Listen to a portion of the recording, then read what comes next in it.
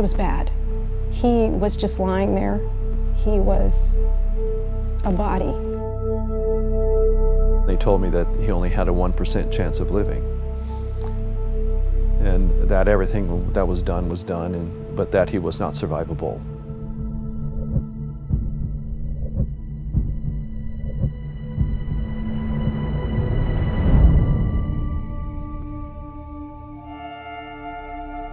Daniel's 3 years old at the time.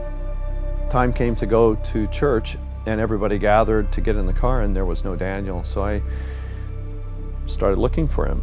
He wasn't in the house, so I went outside and I walked by the pool, and then I saw him at the bottom. So I jumped in the pool and got him out. He had been in the pool for quite some time. We don't know really how long, but it had been a long time. Ambulance got there. They did the ones, and they got his heart started at the pool, and so they took him to the hospital. And then I met the doctors, and they told me that that he was going to die. He had tubes out of everything, everywhere. And they asked me if I wanted to hold him, and of course, you know. I said, you know, if this is all I get, if he never wakes up, if he never recognizes me, if he never says, Mom, I said, I will have to be okay with this. I will have to live with this. This is what it is.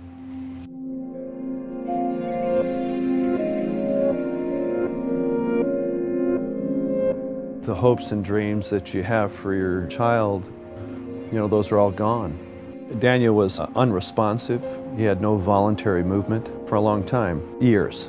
He couldn't walk, he couldn't lift his hand intentionally, and he couldn't eat, and so they did surgery on him to give him a feeding tube.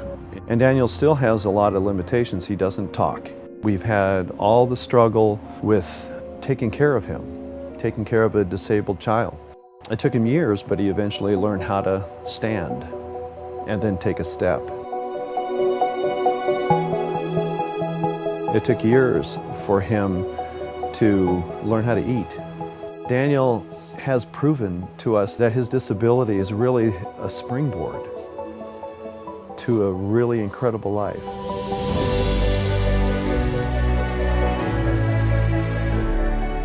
I think it helps people see that maybe what they have isn't quite as difficult as what he had.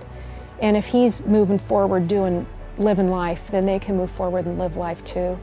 He wants to encourage other people. That's his mission in life. He has gone through periods of life where he says, why me? Why did this happen to me? And he says that with pain. Because he has overcome, he has a message that wherever we are, or whatever we've been gifted with, that's who we are. How then do we find the joy and the victory in who we are to become all that we can in a human sense? And Daniel's the leader.